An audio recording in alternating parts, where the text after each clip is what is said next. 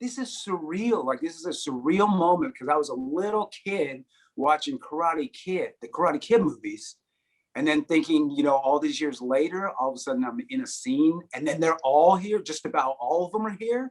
All the guys in the skeleton costumes, and I'm like, I'm throwing down with them, and I'm the one being the jerk to them.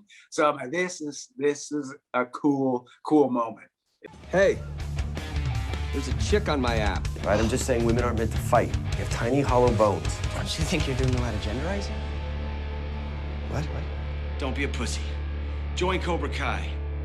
I was a natural Cobra. Well, I'm really excited to have you here. Now you play Ear Gauge. Yes. That's it. That's your credit. That's the name. Yeah. I love it. I love that you don't even have a name. You're just that douchey guy with it. It's just a douchey guy Ear Gauge. Yeah, exactly. But I'm excited to have you.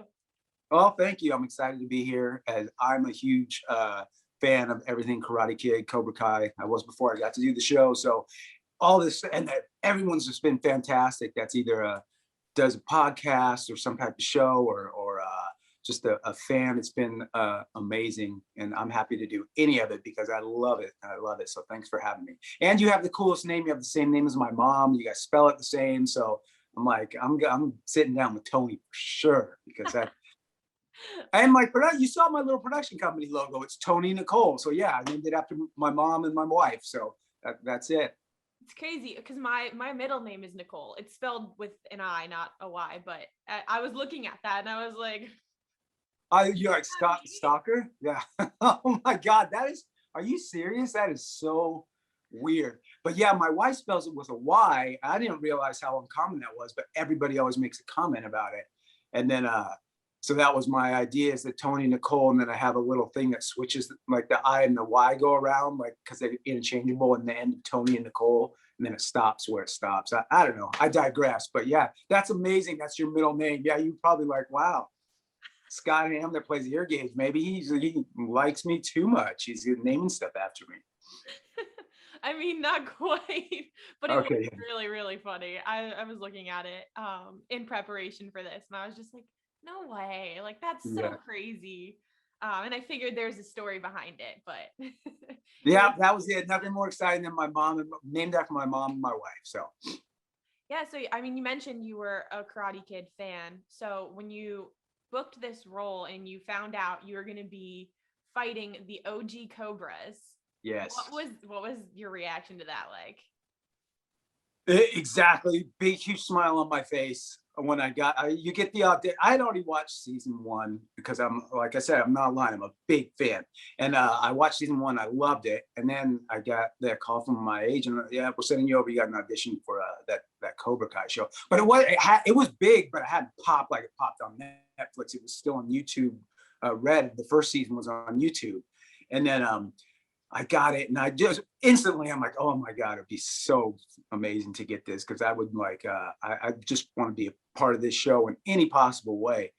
And then when I read the audition scene and read the sides and stuff, I'm like, oh, I'm in a scene with the old school Cobra Kais in it, because I forgot too, I had to sign an NDA, so I didn't talk about it. They were trying to keep that under wraps if those dudes were coming back.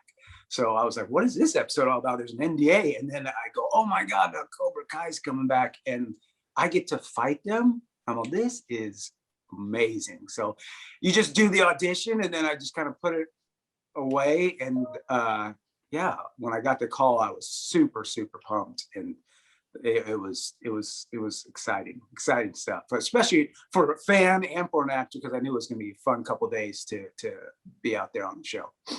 Yeah, I mean, it sounds so incredible. Like, just hearing you say that, and that's your reality, is mind-boggling to me. But once you got onto set, you got to, meet all of them. You got to shoot the scene with all of them. What was that experience for you? Yeah, and it was boringly but good. Everyone was incredibly nice.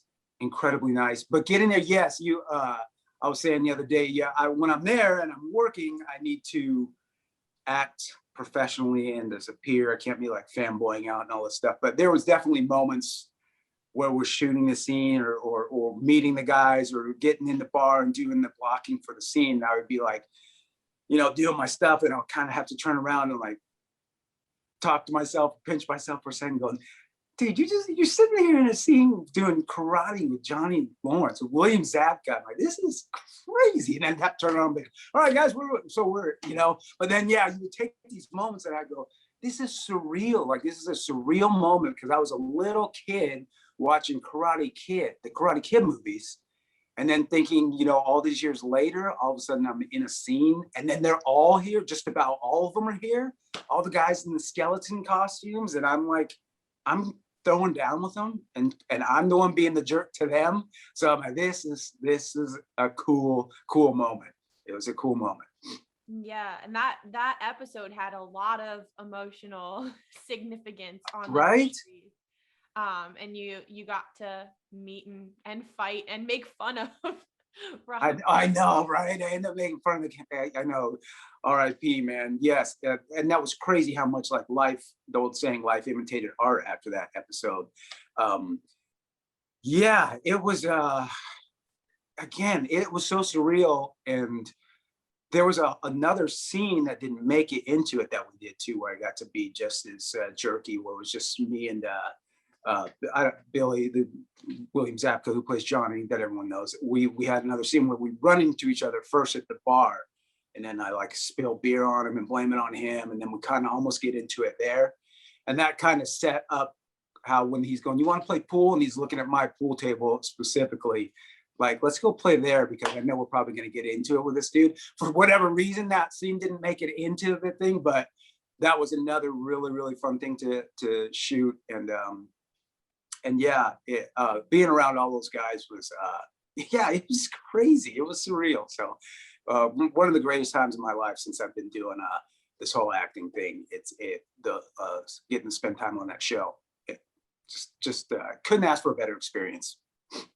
Yeah, and I actually want to ask you about the actual fighting, the sequences that you guys did. You got to probably work with the stunt coordinators. Yes. Are just, they're incredible and they do incredible work. But what was it like trying to, establish that it's essentially choreography, isn't it? 100% choreography, and the old term from like theater and TV and film, blocking, lots of blocking, hitting, you have to be where you're supposed to be for the camera, but then still kind of make it look real. And yes, the stunt coordinators are amazing. I think they've been nominated for 2 Emmys, and so they were to win. What's that?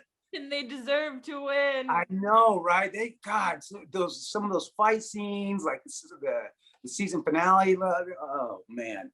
But anyway, yeah, they were super nice. They were really supportive. They were pleased that I'm an actor first, but I do train and stuff, so it made things a lot easier.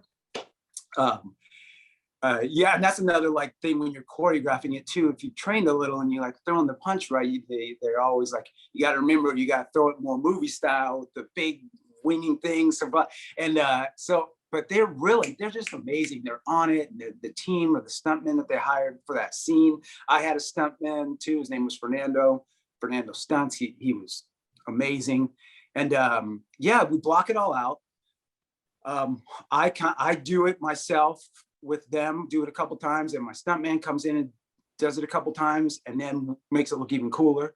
And then they just kind of edit it and splice it in there so you can, sometimes it's me, sometimes it's not me. You gotta be quick eyes, not to give anything away. And then you get to check out this great fight scene. But yeah, the choreography was awesome. It was awesome to get to see Billy do his thing and hear the famous Kia that he does, that little Johnny Lawrence, like, yeah, and you're like, holy shit. I mean, whoops, sorry. And I'm like, wow, this is that. But yeah, really good time because I'm physical. I have a big sports background, and so I love getting to do stuff like that. So getting to do stuff like that there for me made it an even more exciting job to get to spend the day doing, fighting and with those guys and that level of fantastic stunt coordinators and stunt team was it was one for the books. It was really, really great. I'm really, really grateful.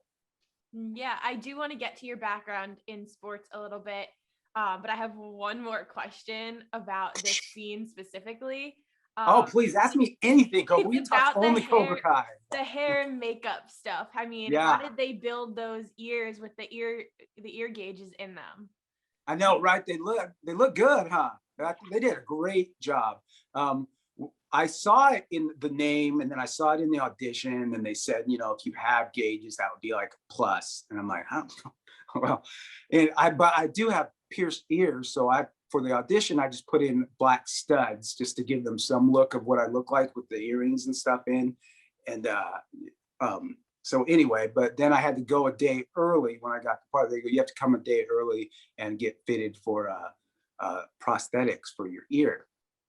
So I was like, yeah, okay, and went in the day before, and basically, yeah, they got a feel for my ear, and they just added like an earlobe right here of the plaster pairs or the plastic, whatever you want to call it, and put in a gauge in it, and then they just like hot glued it to my actual ear, and that on both the ears, and that's what we went with. They put on a couple. I have some tattoos of my own, but they're more covered up. But they gave me a couple extra ones on my arms, and yeah, they did such a good job in in one day to do it, and then we did it the morning of for the shooting the scene.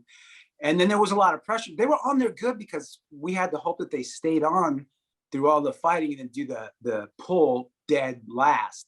That was like the last shot of the night, because obviously you don't want to have to keep doing it. And they were like, yeah, this is going to be a pain to keep doing it, so we need to like get it in like one take, which is hard to do. And so I think we were able to do it twice, because after the first time we were able to kind of just stick it there real quick and do it. But yeah, it was pretty insane. And I get a lot of people and a lot of friends too that maybe I don't see all the time anymore that were like reaching out saying, did you get ear gauges? Do you have gauges for that? I'm like, no, man, I just did it for the part. But yeah, they did a wonderful job. It looked really good, I thought. They looked great. I've seen my fair share of them Yeah. throughout the years.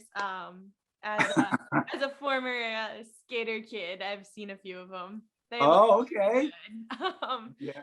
But was there a separate, like when they got ripped out, is there a Mhm. separate prosthetic for that that's supposed to look like it got torn out, or did they just like add a lot of like fake blood and stuff? That's exactly it. They yanked it, and then after we went through it, and then went over and just put a whole bunch of blood on me, and just went there and just did that movie magic thing where you just set the order of the shots up where it looks like it all happened at once, and they did a great job. But yeah, nothing extra other than just a bunch of blood, and touch it up a little bit, maybe trying to move it around a little bit, because it was hard for Billy too, because if he would have yanked it completely off, it would have been a pain. It would have took a long time, and he had to make it look real, like he really pulled hard, but also not pull it completely off my ear.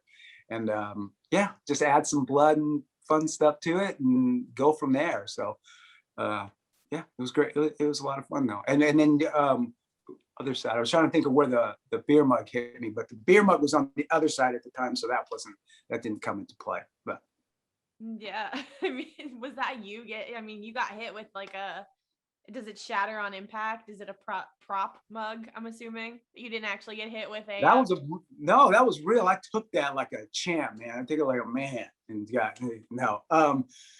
it was, yeah, it's a prop one, and because it was such a straight on shot, they wanted my double to do it. They don't really like to hit the actors with the things like that. And we had to have a big powwow about it, and they said, would you be willing to try it? Would you be willing to sign off on doing this? And do we have your consent? Like we do, like, you have your consent. And it's like, yeah, man, do it. Hit me with whatever. I promise you I can do it. I've done stuff in other parts where I've been very physical. I don't care. And so the main thing was just make sure nothing gets out, because there's still stuff flying. And I think we had 2 of them. So we had 2 shots at it. We had 2 or 3 of them. But they're breakaway, but they still kind of, I'm not gonna lie, you still feel it. Like there's still a pop to it, because it has to be breakaway, but it has to be sturdy enough to slide down the thing and to have be physically held and shook around. But then, yeah, he smacked me with it, and it was like a no look smack. And yeah, I thought it came out good. No, I was actually excited to be able to do it myself. I'm like, yeah, hit it off my head, man. That was my childhood. Like you said, your skater childhood coming back. My little childhood, like to get hit in the head with things coming back. I'm like, yeah, just hit me right in the head with it. So. Well, you have a background, I was reading, in Krav Maga. Yes, I did. And I actually took that up later in life. As a kid, I just played all the traditional sports, the football and baseball and all that kind of stuff. And then, yeah, over for some years now, I got into Krav Maga and on a friend's referral, and I loved it. So I've stuck with it. I've been in it a few years now. The COVID-19 has interrupted my training, which really bums me out because I was just about to test for my next belt on my journey up there to black. But I love it because it's not really a straight like karate or it's really Israeli self-defense, what they teach the Israeli military and stuff. And it's really fun and interesting. And it's also, the higher up you go, it can get pretty nasty too. But I love it. I feel like I'm playing sports again. And then that has led to, you do that. And then all of a sudden I'm like, man, when you get on the ground, it's crazy. Maybe I need to learn jiu-jitsu. So then I started taking that a couple of years ago. So I started taking both. And here's a Cobra Kai fun fact. I don't know. I won't say which place, but randomly, the place where I train jiu-jitsu, one of the guys saw me on Cobra Kai, and he says, "Oh yeah, your buddy. I see your buddy here once in a while too." I'm like, "My buddy," and he's like, "The dude that plays Johnny."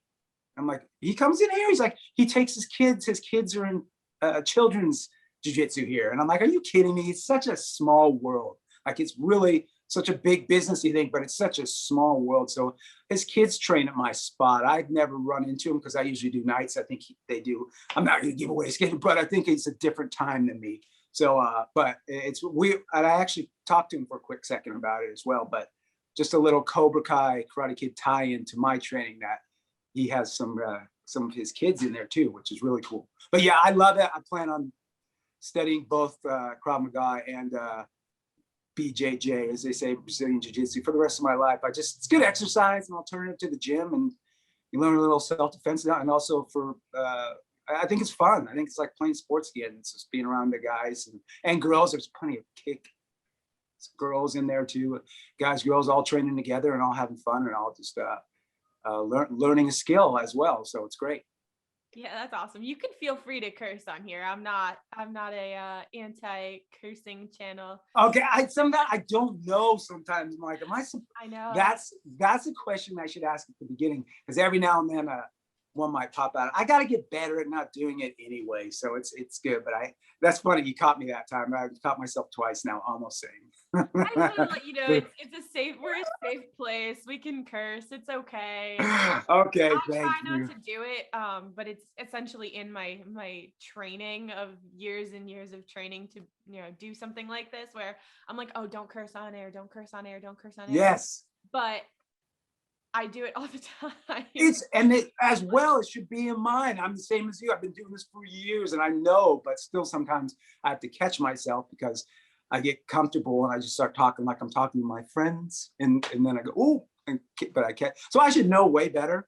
But I've always kind of been dingy like that. I used to do it in school sometimes. I would accidentally say something to the teacher and be like, "What are you doing? I didn't even know." Or they would say like, you said you said shit right there, right? And I said, "What? I did? Yes." And I'm like, "Oh, I'm so sorry." Vocabulary. Yeah, exactly. I slip sometimes. And my mom would, if she watches this, she's gonna be like, "What are you doing? You sound dumb when you do that in these interviews if you cuss." I'm like, "Oh, sorry." Nah, I mean, my whole thing about my podcast is it's literally the Queen Cobra podcast, but like my little subtext or whatever is like the badass chick or whatever. So I'm really okay with. Okay, good. All right. If one slips now, it doesn't matter. badass is like, there's no other term. I mean, There you go. Yes. figure it out. I had to put it on my resume for something, and I was like, oh, I'm gonna leave that out. I'm gonna leave the whole badass thing out. I'm gonna say something like fierce or something. I had to come up with another word for it. And I was like, there's just no word that really matches what I'm trying to describe. No, and I think the way you left it is right. It doesn't even see on the other end sitting on this side of it. I'm like, no, that's silly, Tony. Leave it in there. No one cares, and especially because of the context. Badass. You're straight. Yes. So I'm glad you kept it. It's a good title. It's good. I like it. As a fellow person that swears sometimes, but nothing about that. It actually sounds really, really good. Well, thank you. I just wanted to tell you you're free to slip up on here. It's I appreciate that. I appreciate that you feel like you're having a conversation with a friend enough to get loosen whatever with those words. Yeah, okay, great. Deal, done. Sorry, Mom, ahead of time if I let a few more fly. I actually have another question. Did you go anywhere else on the set while you were filming, or did you have a chance to see any of the other locations? Yeah, sure. Yes. The day of the fight was a location. So it was outside of where their home base and their home studio is, but I also spent time on the home base too. And yeah, you can kind of see the little world in this giant studio thing they have, where I got to walk through and see the outside, the exterior portion of the apartments, like where Johnny lives and Miguel. And so I got to see that. And what else was there? There's a lot of little things that were set up for whatever they were shooting in that particular episode. So there'd be like a little bar, but the main thing that I remember the most was seeing the exterior for the apartment complex and seeing the doors and stuff for where they go. And then I got to see the entrance that they use. They've used one or two times for like the hospital or a police station or something. So that was there, but those were the main sets that I got to see. So, but I didn't get to see a dojo or anything. So I didn't get to see that exciting stuff. Yeah. Was there anybody else that you met on set that wasn't a part of your scene? Was there anyone else there that day? No, unfortunately, I didn't get to meet the man himself, Mr. Machio, or really any of the kid cast. All my stuff was with Johnny and the Cobra Kai. So I just all those guys. I got to spend the days with those guys and the creators of the show, who were awesome. Those guys are amazing. And yeah, that was it. And then we had the extras and stuff. And there was definitely stuff. They were filming something else somewhere else too, because when I was at that studio, I got to see a lot of extras and atmosphere actors in the geese. They all had on their white geese running around, but it was none of the main cast. I saw, you know what? I passed the young gentleman that plays Miguel in the makeup trailer, I think, that day. But that was about as exciting as it got for me for the rest of the cast. So boring, I know, but yeah, all my stuff was with the people that you saw me with, which I'm very lucky to have got to do. Well, you're also very lucky to have spent time with the big three, and you actually named your character in the film that you're producing, writing. Yeah, it's one of those obnoxious ones. Yeah, yes, yeah. Oh, that's so cool that you saw it. Yeah, yes, writing, producing. Yeah, it sounds so obnoxious when I think of it that way. It's like written by, directed by, starring. Get over yourself. But it just sometimes on independent films it works out that way. But yeah, I was writing that, just kind of starting to write this movie, and you're doing the names, and then I was on that set, and it was like a double. Meeting Hayden kind of put it over the top, because I played baseball in this small college, and I was using the names of the people that I played with. I'm like, okay, Chris. My coach's name was Chris Renner, and then this guy, and I said, what about me? And I go, there's this guy named Hayden, but I don't know. And then when I got Cobra Kai and met Hayden, I said, that's it, done. I love that name, Hayden. Now it's popped back into my life twice. And then because it happened like at the same time of being on that set when I was kind of writing stuff in my downtime, I'm like, it's Hayden's, it's sealed and delivered now. I'm writing it and my name is going to be Hayden in this. So yes, that's exactly true, exactly how it happened. And I like the name. It's a cool name. And so, yeah. What can you tell us about the film? Is there any? Yeah. Yeah, awesome. It just came out on March 16th, this month. I'm anxious to see how it's doing. It's everywhere right now, streaming. If anybody wants to check it out, it's at all the right spots. It's on Amazon, it's on Apple TV, Comcast, DirecTV, Spectrum, Vudu, all that kind of stuff. So it's everywhere. You can find it if you want to give it a look-see, check it out.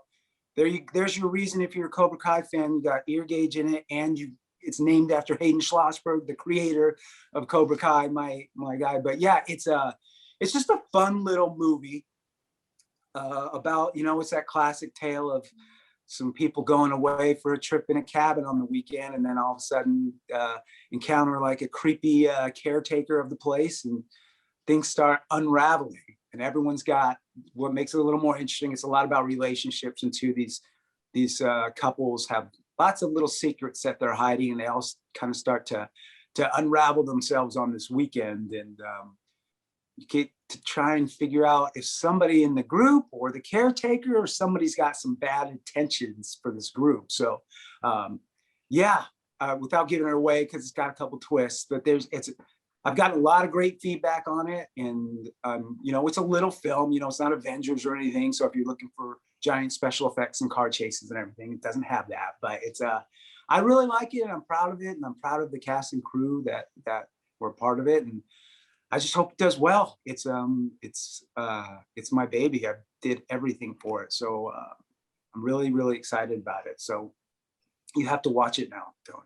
I will. I have to watch it like in the middle of the day, in the daylight. I'm not a scary movie person at all. People might think I am, because I put on like this, I've got this tough act going. I don't do scary movies ever. I'm like a big comedy person. I'm like, let me just laugh. I don't want to be scared. Okay, well, it's not. I will watch it. I definitely want to watch it. I just have to find a time at noon. No problem. You get to it when you get to it. But yeah, check it out for me. It's not like slasher scary, like crazy where you're gonna be. It's more of the phrase that's thrown around a lot. It's more of a slow burning, like, I know something's gonna happen, but when's it gonna happen? Is it here? No, is it here? So that's kind of that type of. It's more suspense than it is horror. So I think you'll be okay. You're the badass. You're good. Yeah. There have been many nights where I'm like sitting on my couch. I'm like, what should I watch? And then I'm going through the list of, some of the stuff that the actors that I've spoken to so far have been in. And I'm like, everybody's in a horror film. Why is everyone making scary movies? They're popular. I don't know. People love them.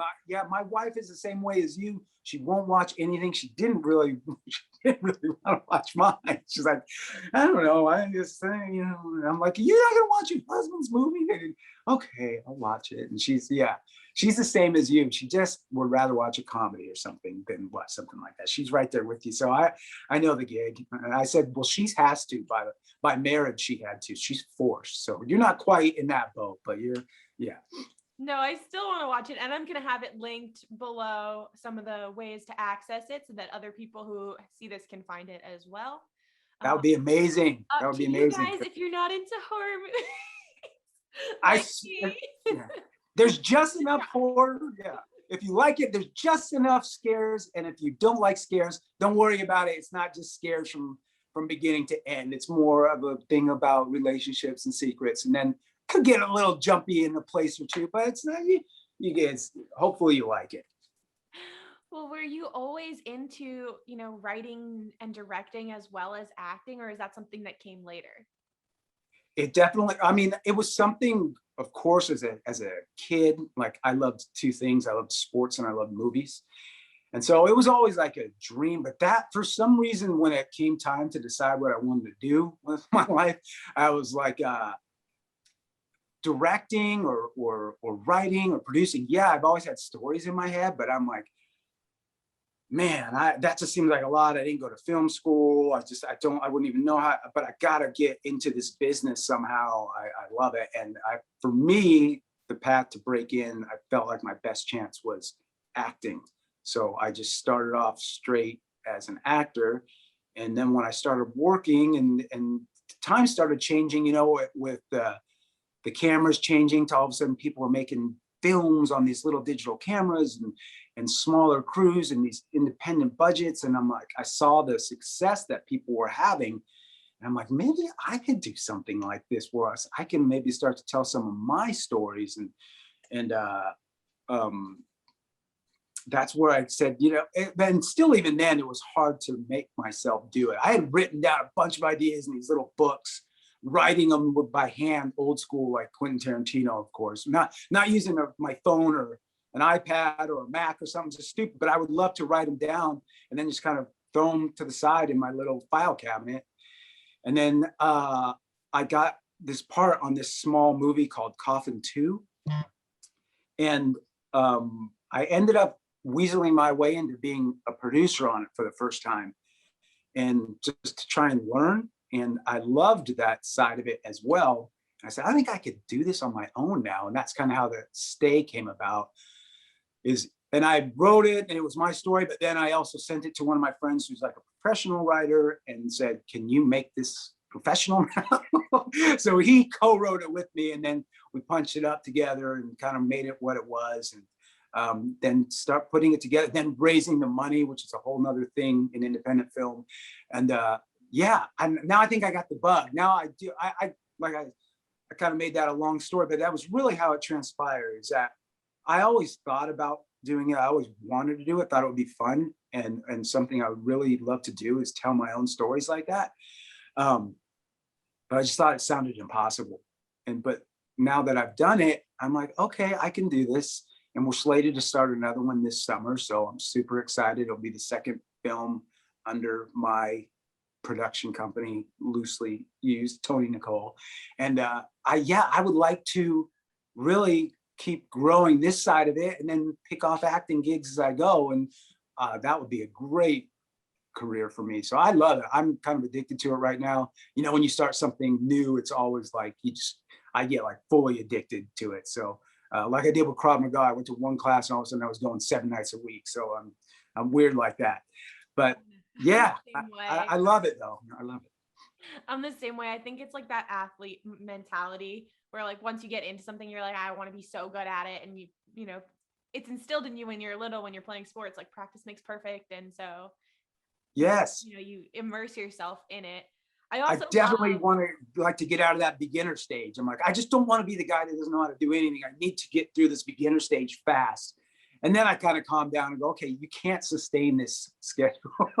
Let's dial it back and go maybe 3 times a week now that you know how to hone and do stuff. So yeah, but I'm with you. Yeah, you get that in your head. Like, I'm learning how to dribble this ball. I'm learning how to throw this punch because it drives me crazy that I don't know what I'm doing.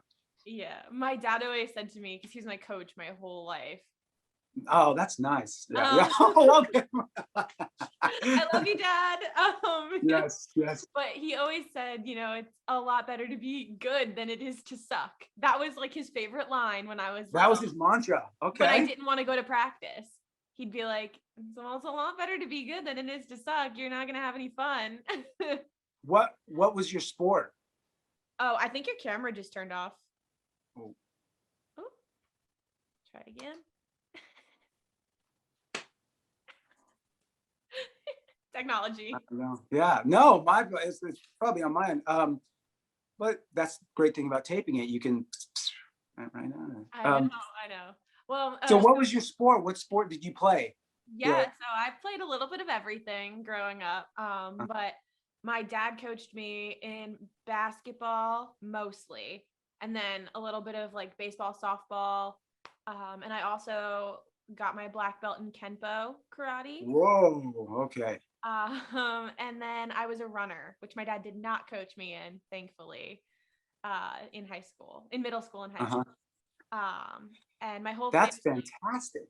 My whole I family. black belt in Kempo. Woo, look at you. So you're laughing at me over here when I'm talking about my blue belts and green belts and stuff. And this is No. black belt back there. No, It's no, just no. like, can you still, do you still train at all? Or, I actually want to go back. So Mhm. technically, I got my junior black belt. I was under 16, and in Oh, right, judo, right, right. they have a whole rule where you can't like actually test for your black belt. But then I started varsity high school sports. So I got my junior black belt. I got it like 13, and I was working my way through it. And I got more than halfway through the junior black belt series, and basketball, high school basketball Yeah. and cross country took over my life, and I stopped going to training enough, and it just got to the point where I couldn't balance everything. And at the time I thought I was going to run in college. Mm-hmm. Oh, that's, God, you were quite the athlete. You put my resume to shame, but it's, No. I ended up getting hurt in my junior year. I kind of gave up sports. I play on the club basketball team at my college, but yeah, it didn't end up working out the way that I thought it would. But I do want to go back and like finish off and get my like official black belt. yeah. But my whole family was in track, so it just made a lot of sense. My dad, he ran for like one season at Baylor when he was in college. Wow. And now my brother is a decathlete at the University of Colorado Boulder. Wow. And he's like the top freshman. Dang, So you he's got some really, really serious good. lineage. Yeah, that's I don't know. No, I don't know where my brother's skill came from. We were all average. Like we were all like good, average, decent athletes that were always just more knowledgeable about the game than other Mhm. people. So Mhm. it helped us. Like that's the only reason I was good at basketball was because my dad coached me and I knew the game so well because I That's wanted awesome. to know it better than anybody else. Yes. Because when your dad's the coach, you get a lot of heat for that, you know? Yeah. And you always have to prove something. So I was like, if I, you know what, I'm 5 foot nothing. I'm 100 pounds. I'm never gonna be the best out there. But if I know the game better than anybody else, like at least I'll have something. So that's kind of how my family's always worked. And then my brother, I can't stand that story. He only ran track because I told him he was contemplating. He was like, do I play baseball? He had kind of given up baseball. And he was like, what do I do in the spring? And I was like, just go Yeah. run track. It'll be great. And he's like, I don't really want to run. And I was like, well, there are other things. So he comes home on the first day. He's like, I pole vaulted today. I'm like, why? He's like, oh, to get out of running. Oh, okay. That's cool. You did it to get out of running. That's fine. Right, whatever. A few weeks later, he's like, oh yeah, like I'm pretty good at this pole vaulting thing. Okay, Nick. Okay. And then he's like, I tried the hurdles today. I was pretty good at that. And I was like, okay. Yeah. Wow. I started jumping today. I'm like, okay, you started jumping today. Okay, cool. And he's like, oh, my coach is gonna put me in like the pentathlon and then the decathlon. And I was like, Yes. all of a sudden he's the best in the state. And I'm like, What is happening? you're welcome. You're welcome. I'm so jealous too. I'm with you. Yeah, that's crazy. Oh my God. Well, good for your brother, but that's great. And we do have some similarities. My dad coached my baseball for a long time, my little league, but we actually, that was the best we ever got along in our lives, was the time that we did baseball together. And I'm the same as you. I was not some great athlete by any means. And I was kind of a smaller guy until I got to high school and kind of shy, but I just was, and I wasn't even as smart as you to be like, learn everything perfectly. I was the dude that like, just always, I was like Rudy. I just tried my hardest the whole time and I always hustled. My dad always just said, no matter what, our coaches will love you as long as you just hustle, man. As long as you just, if you're trying your hardest, it doesn't matter if you're the best or the fastest, just run, just give 100% all the time. So that was kind of my gig. You're smart, you learn the game in and out. My gig was just, I'm just gonna just try my hardest every time I get a chance to play. And that was kind of my gig. So coaches love that and they appreciate it. And that's, I mean, thank God, or I might not have ever played. Yeah.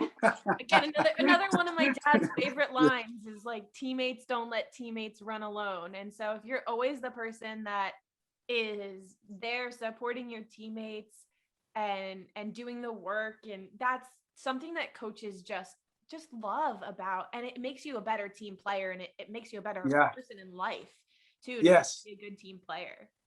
Yes, I agree. Team player, sportsmanship. I'm really big on all that stuff. So exactly, that was my gig. So I agree with your dad on that one for sure. But congratulations on everything, and especially doing that black belt so young is. I remember my parents, I think, put me in karate when I was a little kid like that too, and I literally had the patience for it for like 2 weeks. I'm like, this is cutting into my baseball. I'm not. I want to play baseball. Leave me alone with this karate stuff. Who knew I was going to fall in love with it all way later in life? But at the time, so good for you to stick with it, especially at such a young age. Sometimes it's hard to want to do that when friends are all playing, doing their own thing, and you're like, I'm going to get kicked in the face. Yeah. I mean, yeah, it was, so I'm a very stubborn person, like extremely. And it was something I wanted to do. And Oh, great. Yeah. when I was little, my mom had me in dance and gymnastics, and actually gymnastics ended up helping me a lot in karate. Oh, There's so much yes. flexibility needed. Mm-hmm. But Oh. I watched The Karate Kid. Me and my brother watched it with my dad. I was, I think, 6-ish, 5 or 6. Mm-hmm. And my brother and I loved it. And I turned around to my dad and I was like, so when do I sign up?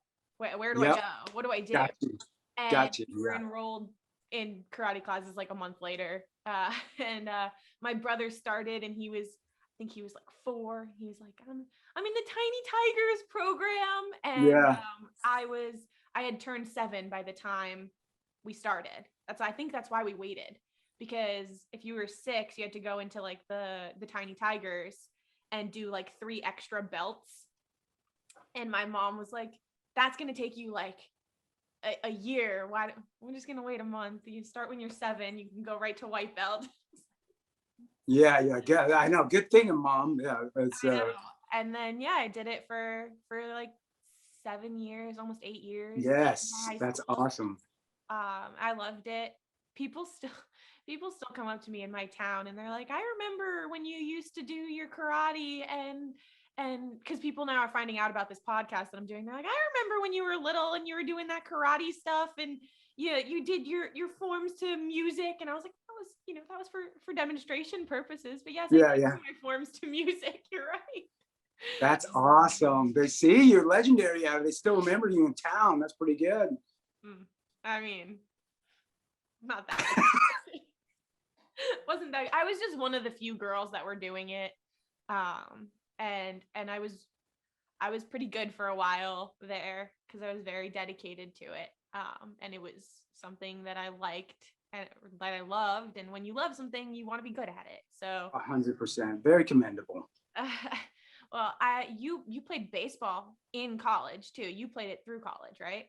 Yeah, almost through college. I played at a small school, like what you're talking about. I was just a grinder, and I started really young playing baseball when I was like 5, and just played every year just about until I stopped at about 25. So yes, I played all through high school, and then I had the opportunity to go play at this small college in Illinois called Spoon River College or Canton College, and I pitched there for a couple of years, and I loved it. And then I started getting the nagging injuries, and one of my friends transferred to a different school, and my coach moved schools, and I was just kind of like this man in Illinois without an island, and came back home to California and tried to play still a couple places, but it was kind of that was kind of the end of the road where I decided I got to do something else with my life and started in on this. But it was it was all fantastic memories, friendships. To do anything that long as and compete with people is just fantastic. I just loved baseball. I wish I would have been better at it. I would have loved to play forever. I would have loved to play in the majors or something. But those guys, having played against them, guys that made it all the way or played at really big colleges and stuff. They're another level, man. It's just another level that I didn't, my elevator didn't go up to that floor. You know, I just was, I tried my hardest. Those guys are so talented, but I got to play for a long time, and I got to play in college for a couple of years, which is a dream and not a lot of people get to do. So I'm happy. I wish I would have stayed all 4 years and graduated, but I didn't. So it's kind of when I stopped playing baseball, it was kind of stopped going to class. Magically, I stopped going to class because before I had to go to class and I had to get grades to be eligible. And then it was just like, well, I'm back out here in California with all my friends who want to just do crazy stuff. And yeah, maybe I'm not going to class as much, but that's a terrible thing. If anybody out there finish college, it's my biggest regret. Kids, stay in school. Stay in school, kids. Oh my I don't God. know. It's not that bad. I'm working in the entertainment industry now and I'm doing all right. No, I'm just kidding. Stay in school. It's my biggest regret. I just want that piece of paper that says I graduated. So. Oh, I'm trying so hard to cross the finish line right now. Oh my God. You can do it. Do it. I'm in 2 classes right now for my final semester. And because of COVID, we've just been back and forth online, in person. And it's like, it's such a hassle for me because I'm like, oh, I got to log on and go to class at 9:30 in the morning on a Wednesday. Why am I doing this? And I'm just like, push through the last 2 classes. Push through. Toni, you're the type of person I could tell you're going to push through, so you don't need me saying it. But it literally is one of my biggest regrets ever that I didn't finish. Just even though I ended up doing something in my life that I didn't need a college degree for, I still just to see it through and just to have it. And also when my little girl grows up, I want to be able to, I don't want to have that conversation where I say, you graduate college. And you didn't. And go, oh yeah. Yeah. Which she will probably. You could always go back. You could always take online classes. True. As for the baseball stuff, I know my dad played in like the dad softball leagues and stuff. And he took it so far. Before I was born and when I was really young. So like before my life took over his life. He played on this one team. They went to like world championships. They went to Asia and they went to Europe and they played softball all over the country. And I traveled more in my first like 3 years of life for that softball league than in softball. That's crazy. In my entire life. So wow. He went all over the place, and you can do really amazing things with what I used to call old man softball leagues, which you're not old, but like, go dad, man. Yeah, I never made that leap over into softball. It never got piqued my interest. But I had lots of friends that played and did all kinds of stuff, but not quite as big time as your dad. They'd just travel a couple miles playing a tournament. So, but yeah, your dad went everywhere. That's great, man. Good for him. It was cool. I think a lot of that had to do with one of his teammates being pretty well off. So I'll get us some tickets. A lot of the travel. But they were very good for a while. So that also helped. That's awesome. Yeah. Yeah. And I hear you're a Seattle sports fan. Yes. Big time. How did that happen? I know, right? Exactly. My joke was always, I was born in Washington, D.C. I was kind of born over in the Southeast out there. And then I tell people I just wasn't that sharp of a kid and started rooting for the wrong teams from Washington. But that's not really how it went. We kind of moved around a little bit at the start of my life. And then there was times that we spent in Arizona, and I would get the West Coast games, and the Seattle Seahawks were always on TV. And I just fell in love with them. As a kid, you just start like finding players that you like. And I just thought they had some players that I thought were the coolest, and they never were that good. And so I always was rooting for them to beat the good teams, kind of the underdog, the Karate Kid tie-in, root for the underdog. Yes. And so I became obsessed, and I just never lost it. I never left them. Even when I moved around to California or back to Illinois, stuff like that, it's never left me. I'm a diehard Seahawks fan. I even started rooting for the other Seattle teams, but the Seahawks are really my baby. I've been up there a bunch of times to go see games. Took my wife for Monday Night Football up there for our anniversary. I'm sure she was thrilled about that. What a great anniversary gift. You get to go see the Seahawks. But I converted her. She likes them too now. But yeah, just a diehard Seahawks fan, year in, year out. I love it. I make sure I have my DirecTV package so I can watch every single game and root for my boys, man. I love it. their in sync bye bye bye dance, the touchdown dance that they were doing a few years ago, maybe. Oh my God, is it a few years ago? They put together some of the guys, some of those great end zone dances. That's what I know the Seahawks for. At least you know there's something. I mean, well, I'm from New York. I'm a Giants fan. I know about the Seahawks, but they're so far away. I know. That's where we won a Super Bowl. Yes. When the Super Bowl was in New York, that's when Seattle won it. So shout out New York. Thank you for the Super Bowl victory. Yeah, I got my Super Bowl t-shirt somewhere that says New York all over it from the Seahawks. I'm a dork that way. Yeah, that happened. Yeah, that happened. Oh, were you a Broncos? Oh, that's right. Sorry about that. Sorry I had to tell the Broncos expense. It happens. Things happen. I do like a team from Seattle though. There is one team. Who? Storm. Lay it on me. The Storm. Oh yeah. The NBA team. I'm a big fan. Sue Bird is from Sue Long Bird. Island. And she's my favorite WNBA player because she comes from like 3 towns over from me, and she's point guard like I was, and lots of different reasons for her to be my favorite player. Right. No, she's people are gonna come at me because everybody thinks that Diana Taurasi is the better player, but I'm with you. I'm going Sue Bird. I'm going Sue Bird on that. She's my favorite. She's a legend. She is a legend, Hall of Famer. Yeah, but I love the Storm. I support the Storm every year. It helps that they're really good. Right. And a lot of the teams that I've supported in my life are not very good. Me too. I'm right there with you. Yes, the Storm. I know the Storm's like the best Seattle team going for a while. Because the Mariners are just awful. They just added a men's lacrosse team too to Seattle, the Seattle Kraken. Yeah, and I heard they've been trying for a while to get a hockey team up there, which I would think would be a natural fit, but they're between the football team and that soccer club, it's just been like they're crazy, and they do love their Storm up there too. That's for sure. We'll see how this lacrosse team goes over, but I love going up there and I've just seen a bunch of baseball games too. I've seen a lot of the Mariners games. I love to pop on a little flight and go have a sports weekend and watch my teams play. So it's a lot of fun. But yeah, I haven't seen a Storm game yet though. I should, because I'm a Sue Bird fan too. I'm with you on that. When they open it back up, I'm so excited to see a Liberty Storm game because I'm from New York, so I have gotten to some Liberty games every now and then in my life, and they got Sabrina Ionescu, who was like the greatest college women's player that anybody's ever heard of, like 2 years ago. And now everybody's talking about Paige Beckers, but I always thought Sabrina was cooler.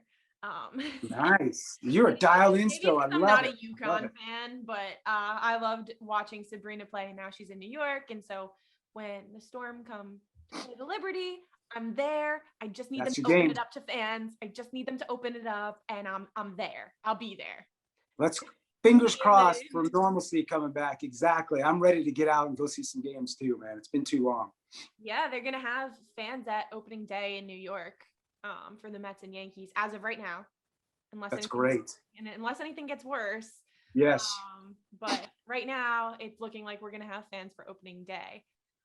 As you should. I've been to a Yankees and Mets game out there, so it's so much fun. So you guys need to get that opened up and ready to go because you guys are a great sports town, man. I mean, it's just a great city, but yeah, great sports town too for sure.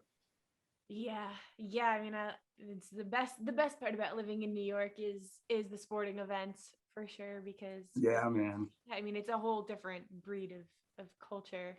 It sure is. But I want to, as we start to head towards wrapping up, I want to give you an opportunity now to do what I like to call shameless self promo time.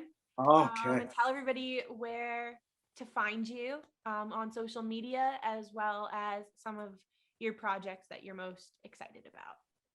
Awesome. I would love to do that. Yeah. As far as social media, I'm definitely probably the most Instagram, IG is where I'm at the most. It's at Scott Hamm 8.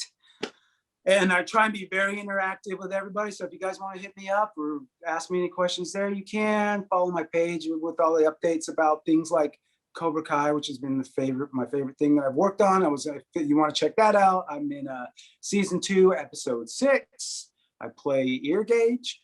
My movie that I obnoxiously did a lot of things in. I starred it though, and it's out now on all the streaming platforms, like we talked about, Apple TV, Direct TV, Amazon Prime. You can the cable companies, they all have it. So please check it out. It's called The Stay. And I've got a couple things. I don't have any release dates yet. I did this movie called How that's coming out, where it's kind of a take on Little Red Riding Hood, but more of a kind of a scary take. So sorry, Toni, it's another scary one. And that was all pre-COVID. So they're starting to kind of come out in drips and drabs. And one film that I'm excited to see, I haven't gotten to see it, is it's called Evil at the Door. It'll probably be on all the streaming services this summer. And it's like like The Purge kind of, but a group. It's like a group of guys that get together and commit a crime once a year. So if anybody wants to check that out, that would be fantastic. So yeah, other than that, you can search my name and catch other old TV shows and stuff that I've done, and got some stuff coming up that hopefully I'll have some new stuff coming up for people to see this year, especially now with this COVID winding down, fingers crossed. Things can get back to normal and we can all start working way more like normal. Yeah. But that's it. That's enough shameless stuff for me. I'm just that's good. Well, everything is going to be linked below, as well as your IMDb page, so people can check that out if they want to go Great. through some of the specific episodes of shows that you've been in. And then your Instagram and your movie will be linked. And Great. that'll probably be it, but I'm sure there are so many ways to find you. And Yeah. the last question that I have for you before we call it a day here, and it's something that I ask all of my guests, and it's a challenge for both you and myself. And I just think that people have looked at COVID in such a negative way in the past year. And so I want to share a little bit of positivity. So I encourage you to tell me the most positive thing that has come out of the pandemic period for you. Oh, this is great. This is an easy one for me. As I mentioned to you earlier, I have a 2-year-old daughter, and because of stay at home, stay safe, stay at home, I've gotten to spend so much time with my little daughter that maybe if I was off working or doing my normal schedule, I wouldn't have spent this much time. I'm basically glued to her, and I've gotten to see her change so much over this last year and a half, whatever it's been now, year.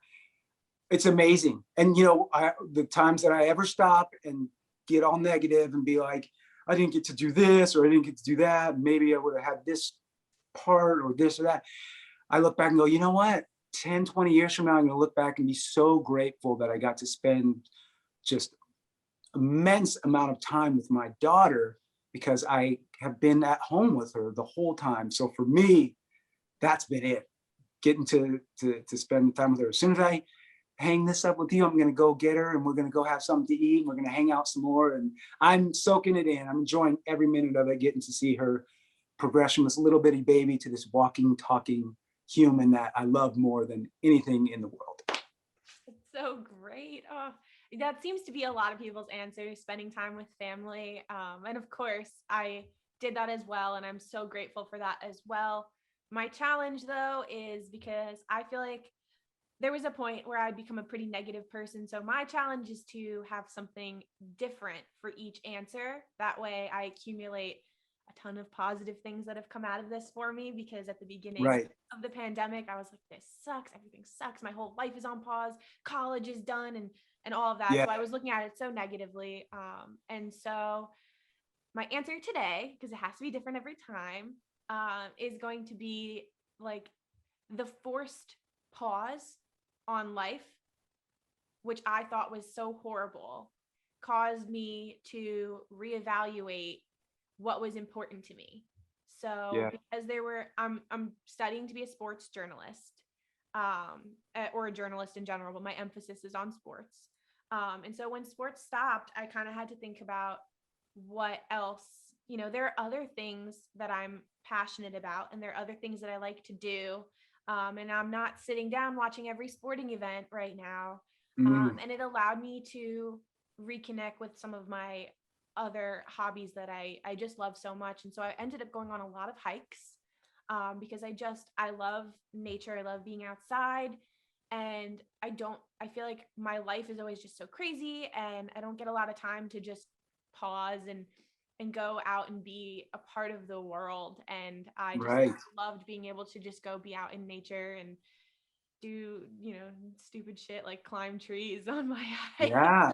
Yeah. or like jump into random little watering holes that, most people just wouldn't jump into because, they're not stupid. It was We're like, not adventurous. You're not stupid. You're more adventurous than the rest of us. sure. I got my flea and tick shot.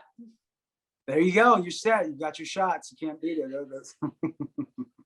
I definitely didn't, but it's fine. I just kind of risk it. I go for it. And then I think to myself, oh, that was probably pretty stupid. I probably shouldn't have done that.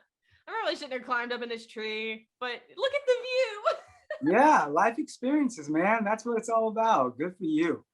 But yeah, reconnecting with nature is definitely something that I did in my That's beautiful. That's a good one. Good uh, for you. It's a good one. Yes. Well, it was such a pleasure to have you come on here. I'm so glad that we got to have this conversation. Me too. Thank you so much for having me. I had a blast. It was fun to talk to you. Like I said, it was just like talking to a friend for however long we went. It was great, and I'm grateful you asked me, and thank you so very much.